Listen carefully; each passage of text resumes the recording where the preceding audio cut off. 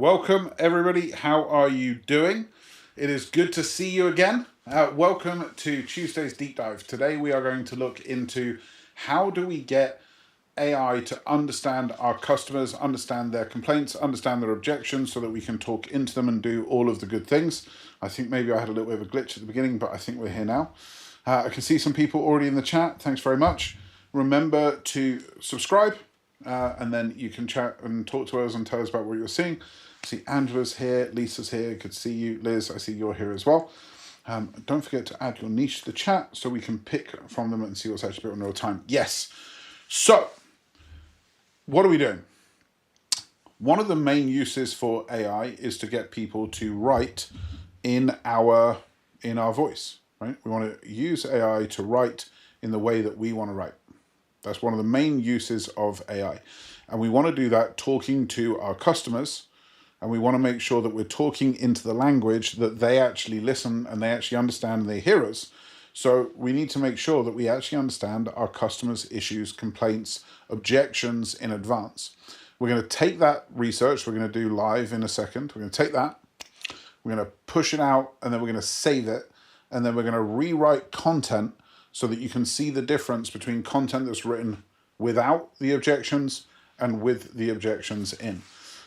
If you keep see people in the chat. I don't have like how many viewers we have. That number seems to have gone, so that's fine. I'm going to work on that later on. Okay, with that said, let's do some screen shares and let's get into some stuff. So I'm going to do the research in two different ways so you can see two different examples of this. We're going to do it in Manus, which is fantastic for research. It's a competitor to Perplexity. And then we're going to do it in Chrome in Claude as well. So you can see both variations and see which one works better. So we'll start by doing it in Manus. So manus.im over here. And I'm just going to come in here and say, I sell AI training to entrepreneurs. I want you to research their objections that may surface during a sales/marketing event.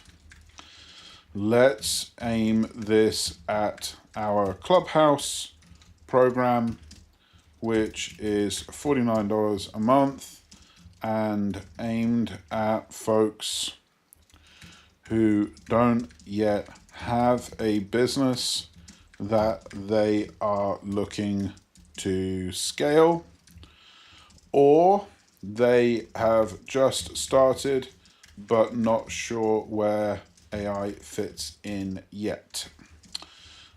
Keep to North America.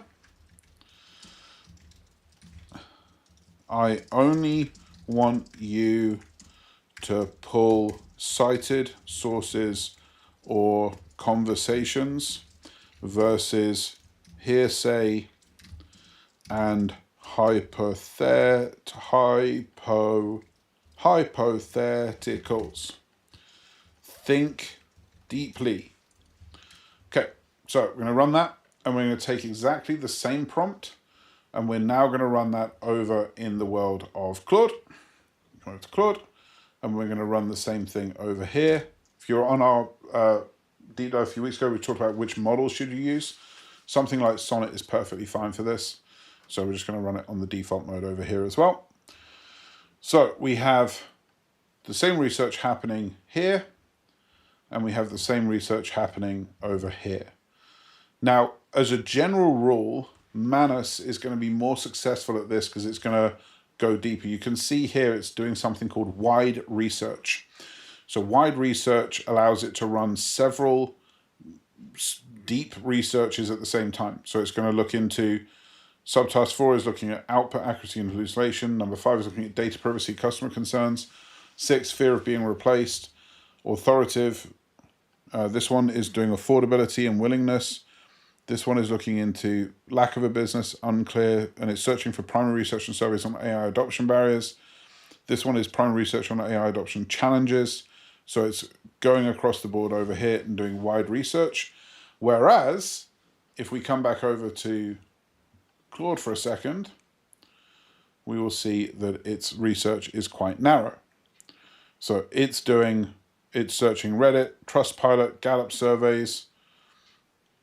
So both of these are going to do pretty well. Now, Claude has done something interesting here. You can see here, it's dividing them into one at a time. So instead of going wide, it's going deep. So it's going to research surveys, cited objections to AI adoption first, research real forum, Reddit review, conversation about objections to low-cost programs, research objections specific to I don't have a business yet, research general small business AI adoption barriers. So it's going to go through 5 and 6, whereas if we come back over to Manus is busy doing them all at the same time. And the great thing about Manus is each one of these sub-agents is going to speak to the others. So anything that subtask 1 finds out, it's going to report to subtask 2. Subtask 2 is going to report to 3, 4, and 5, and so on and so forth. So each time these things learn something, they're going to teach the other things what they've just learned, which might steer their grounds. And we can actually come into these and look at what it's doing. So we can see that in subagent number 1, substack number 1 here, we can actually expand it and have a look at specifically what that one's doing. So this one over here has completed research on this, evidence-backed findings. 31% say a lack of financial resources, they're a big deterrent to getting started. 34% don't see a clear use case on the investment just yet. Anything beyond 1 to 2 tools just becomes another monthly charge, I forget. I'm ruthless about the value wall. Conserve all cash early on. You can do everything yourself with sweat equity. Okay, 75%. Sources and limitations, and this task has been completed. So you can see task 1 is complete, task 5 is complete, task 7 is complete. And if we come over to Claude, you can see that we're going to see similar results happening at the same time. So let's come over to Claude and see what it's doing.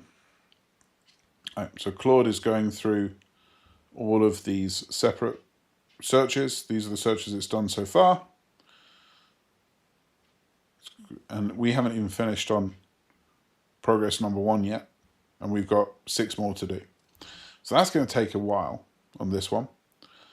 It's quite funny because Manus is normally finished quicker. So I'm going to read questions whilst we're looking at this and wait for some of these to complete. So, question number 1. Is that agent interactivity only available through Manus? Yeah, so wide research is a concept that only Manus has. Claude does have the ability to launch sub-agents to do the work. It can do that, but they won't talk to each other when they do it. So if the main agent launches 3 sub-agents, the 3 sub-agents are working completely separate from each other and don't report back. We see that same pattern in ChatGPT, the same pattern in OpenClaw has it, Hermes has it. Sub-agents is now a fairly well-established. Claude Grok bot launched them the other day. Sub-agents are a pretty well-established mechanism now, but in order to keep the token cost down, each sub-agent gets told to do a bunch of work and then reports the work up so that we don't have a bleed across the thing. Manus is the only one that I'm aware of where the sub-agents actually share their learning. That's not true. There are some enterprise platforms that can do it, but at the level of solopreneurs and entrepreneurs, Manus is the only one that can do it. And it's about, I think it's like $20 a month for the accounts. It's pretty useful and pretty cool. Okay, Manus is almost finished. We have 1 left. So we've got affordability, lack of business, time constraints, skill gaps, data privacy, fear of being replaced is all coming up. So whilst that's happening, let's come and actually write some content so that we can see what the outcome is going to be like. Okay, so I'm now going to come into another Claude session. We've got this one running here. So I'm just going to pin that so we can come back to it in a bit. And in this session, I'm going to say, write me a email inviting people to join the Clubhouse program. It's for startups and solopreneurs who aren't yet implementing AI or don't know where to put it. $49 a month, 1 live call per week, giving them a tool, workflow, or insight. Research in hypertuned to write the content. Okay, so this is going to go and wait and write that content. For us, that shouldn't take very long at all. And whilst we're doing that, we can come and review what's happened over in the world of Manus.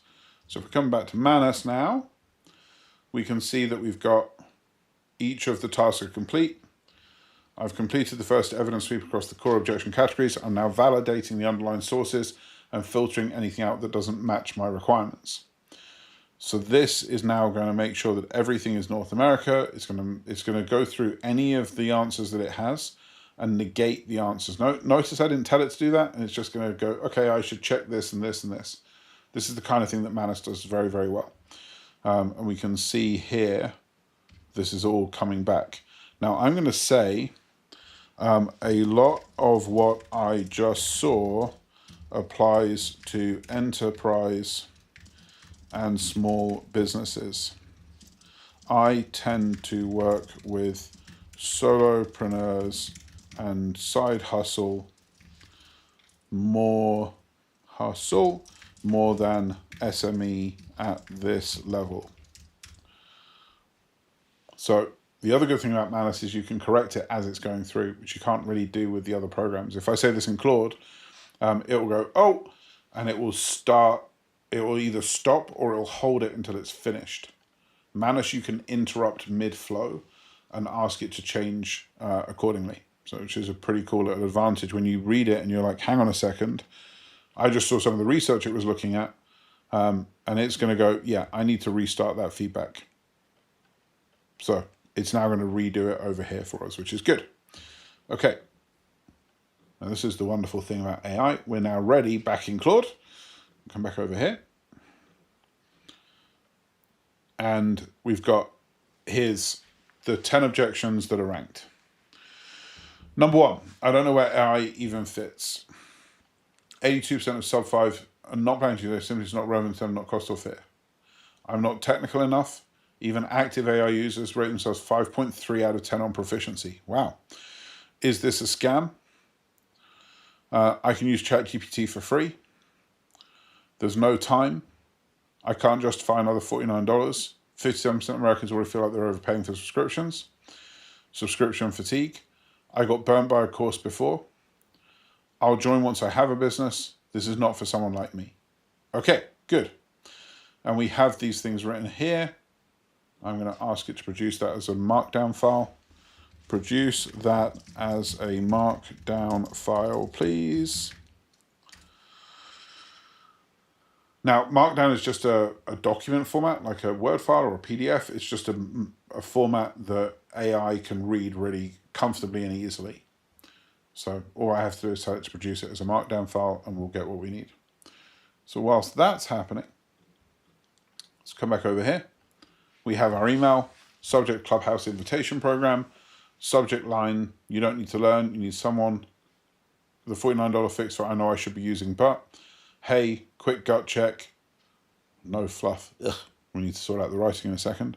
So we have the document here, which is fantastic. And it looks on the surface like it's going to work really well for us.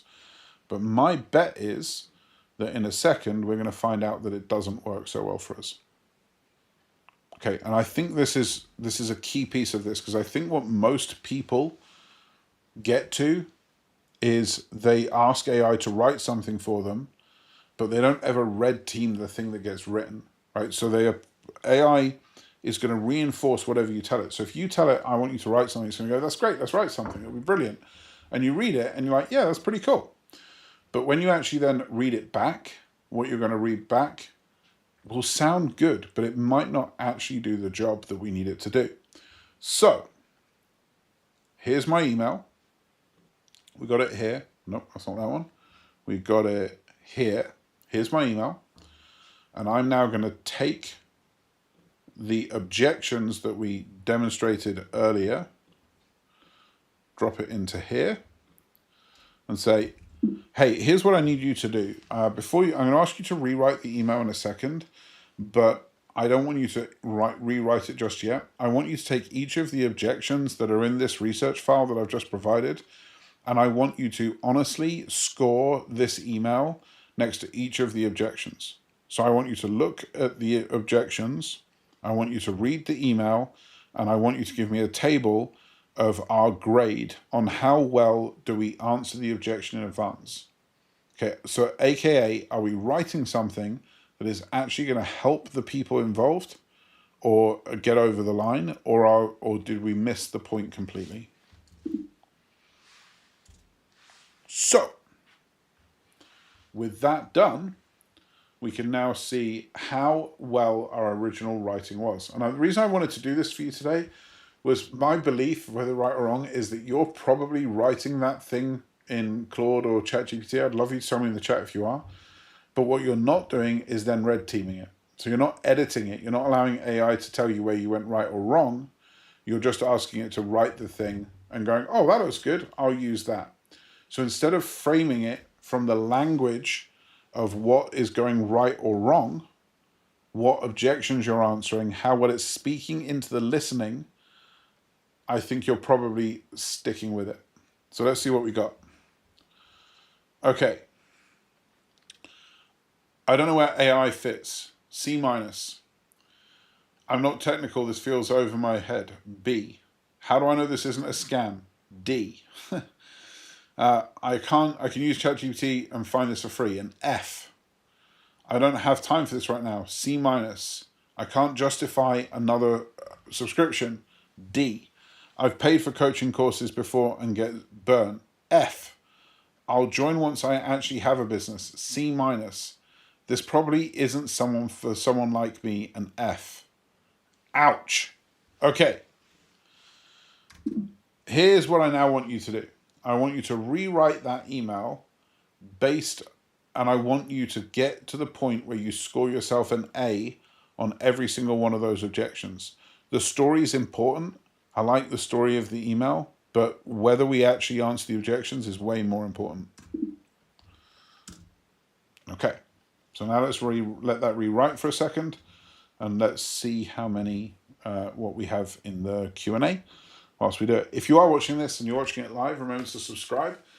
Hit the remind me button so you get reminders every week, and it means you can ask me questions, which would be super cool.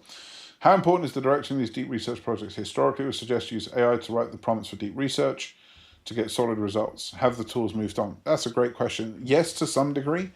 I think if you're unsure, using AI to write a deep research prompt is still a great way to do it.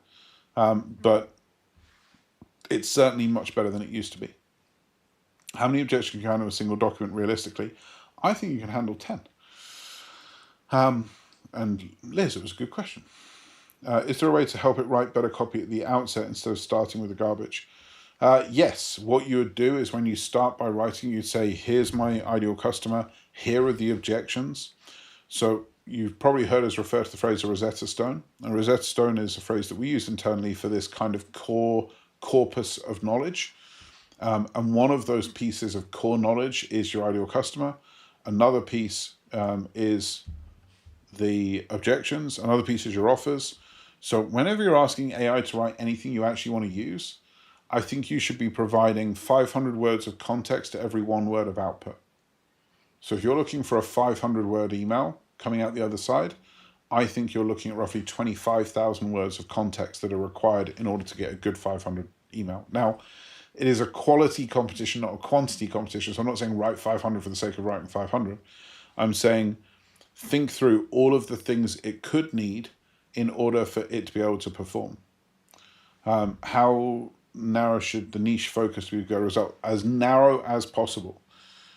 Ideal customer avatars are a target in the middle of the target. It's the bullseye. It's not the whole thing. It's who exactly are we trying to talk to?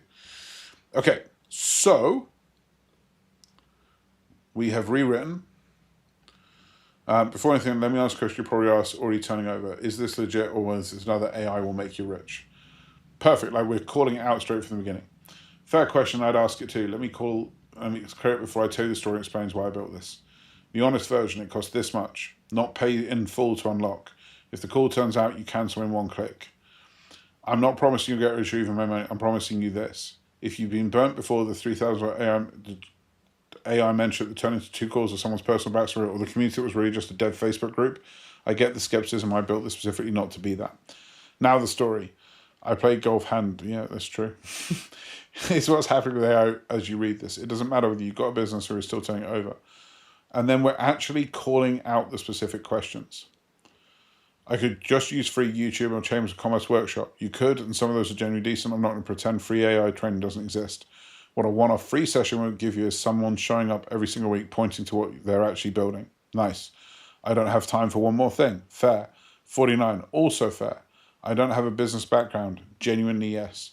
Here's what it is. Join here. Talk soon. And you can see it gave us an A on everything we have here. Now, if I wanted to check this, I could run this through ChatGPT or run this through another engine. But I can already tell you this is a way better email. So I'm not going to waste your time doing that for a second. But I am going to come back over to Manus and check whether we have that ready as well. So, simple steps here. Number 1, when you're using AI, you need to remember that you need to provide the right amount of context. The number 1 context we want in sales and marketing is who is the ideal customer and what is our offer. Right? They're the number 1 and 2. Number 3 is then the personal background. You saw this why it told the golf story, which is actually quite funny. I played golf left-handed for 2 years with a right-handed grip. Nobody corrected me, not because nobody cared, but because nobody was close enough or paying enough attention to catch it. It wasn't lazy or stupid. I was 1 30-second correction away from doing it right, and no one ever gave it to me. That's sadly actually true. So it actually knows that because it went and got my stories in order to tell my stories. So we want the most important thing. What is the thing we're selling? What is the offer? What is the product? What is the outcome? Then the second most important thing is the ideal customer. Who are we selling it to? Are they 17 or 70? Are they male or are they female? Are they owning a business or are they a landscape contractor? Who are we actually selling this to? Second most important thing. Then the third most important thing is, what are their actual objections? What is actually going to stop them from purchasing the thing in the first place? From there, brand voice would be another one that I'd add in as a given. Testimonials from existing customers I would also put in.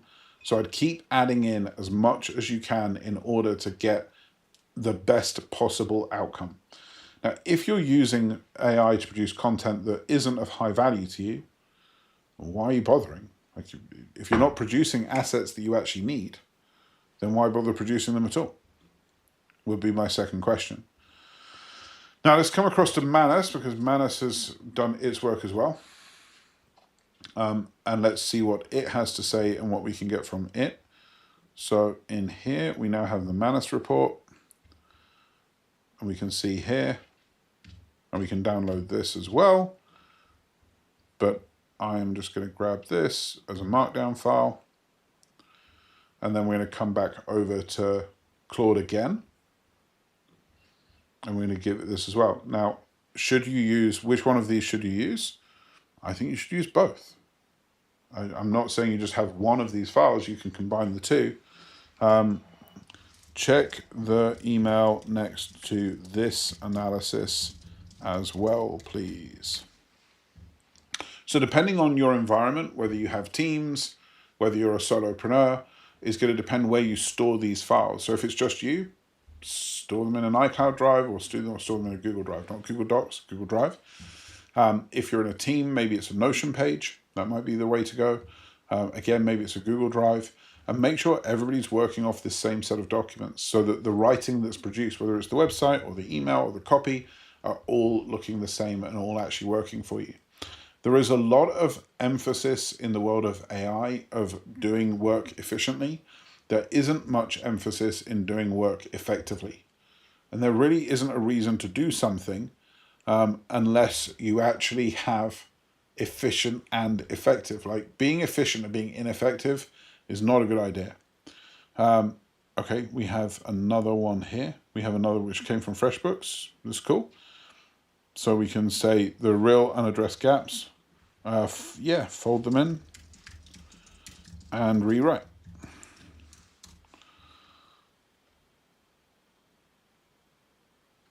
So now we can go through that and it can rewrite it again. See, I am probably not as efficient as you. There's a good chance that you produce content quicker than I do. I would wager that the difference is that the effectiveness of the copy that you're writing. That would be my bet. My bet would be that what I would produce with AI would have more impact in my business than what you would produce. Or what somebody that isn't doing this produce. That's a fairer way to put it. And what I would rather spend 10, 15 minutes writing the emails, the page, the copy, the sequences, than spend 2 minutes if that 15 minutes was actually going to produce something. Spending 2 minutes and it doesn't produce anything is quite frankly a waste of time. Even if it was a quick 2 minutes, it's still 2 minutes you could have done something else. Whereas doing it in 15 minutes and it actually working is different. So we want to make sure we're giving it these context files as much as we can. I want to just look through some of the others. Honest aim. Well, you're not red teaming what you write. Well, now you can. That's good news. Liz, which copy is important enough to check and double check? Landing page, offer doc, all of them. And if you put them all in the same file, so if you've written in Claude, here's the landing page, here's the registration, here's the sequencer, here's the output. If you've written all of them in the same document, then getting them red teamed all at the same time is not going to take you any extra time. It's the same process. So where are we at now? Now we're scoring an A on all of them. We have a new section in here for the fake thing. Where is it? Let's have a look. What happened to my client information and ideas if I use this? Real answer, no from it. Something should never go public. AI tool on the table section 1. Each time it's relevant. Anything identifying a client under an NDA, anything you want screenshotted stays out of ChatGPT full stop and will cover the specific line every week so you're never guessing. Perfect. Will this make my work sound like everyone else's or feel fake? This one matters. Nobody on a call hands you a finished email post taken to paste and hit send. Everything you get is a first draft engine, not a replace you engine. Your judgment, your voice, and your relationship with your customer stays exactly where it's always been, in your hands. AI sounds like AI is worse than doing it yourself, and we both know it. Perfect. Absolutely love it. So it's genuinely that simple. So let's just walk through it again. Number one, you're going to go into Claude or you're going to go into Manus or both, and you're going to ask it to research the objections that your customers may have next to your product. You will have to give it the price point and the outcomes. My AIs know a little bit about what I do, so I can be a little bit thinner on the prompt because there's lots of context sitting in the background. Ideally here, you're going to upload your product and your ideal customer and say, give me the objections they may have. Once you finish that research, you're going to save that as a markdown file, either on your desktop or in a shared storage somewhere. And then when you go to write something, you're going to say, here's my ideal customer, here's my product offer docs, and here's my objections. Write it and grade it on each objection. Now the grade it's really important because it's going to force it to write it and then grade it. And you may see it come back and say, yeah, I'm going to give myself a C on that. Now, first time you do it without the objections and give yourself an A on everything, it's being nice to you. So you want to ask it not to be nice. You want to ask it to be real and actually help you. Sometimes you do have to push back on these things. But the quality of the output of this is going to be wild and crazy. Now, bonus points, you can also use those objections when you're forming the product or the offer itself. Okay, because changing the marketing to say, oh, we do this, this, and this, well, that's one great thing. But actually designing a product that actually answers those questions is probably even better, because the marketing message will look after itself if the product is good. So getting a good product that actually fits the need of the market in some ways is more valuable than just good marketing talking about it. So yes, we want to use this to actually finesse the content, but we also want to use this in the design of the product or the service. Does your customer want a live call, or do they want a recording? Do they want next day shipping, or do they want 3-day shipping? Like, what matters to that client is critically important as to whether they actually want to buy the thing you actually want to sell. Because most people fall in love with their product or service and they forget to fall in love with their customer, which is not more important, it is more important. Design a thing that your customer actually wants, and you are going to be very, very biased. You are going to be somebody that goes, yeah, I love it, it's amazing, it's everything they need. Let's get them to tell you. best thing to do would be actually go and ask 100 real people. If you can't do that, AI can synthesize it for you. I just want to read through. Also, something bring sharpen the message to the prospect. Perfect. Love it. I'm glad it was useful. Okay, with that said, thank you for joining us today. It's been a real pleasure for me. We do these every single week. Some of them are a bit shorter, some are a bit longer.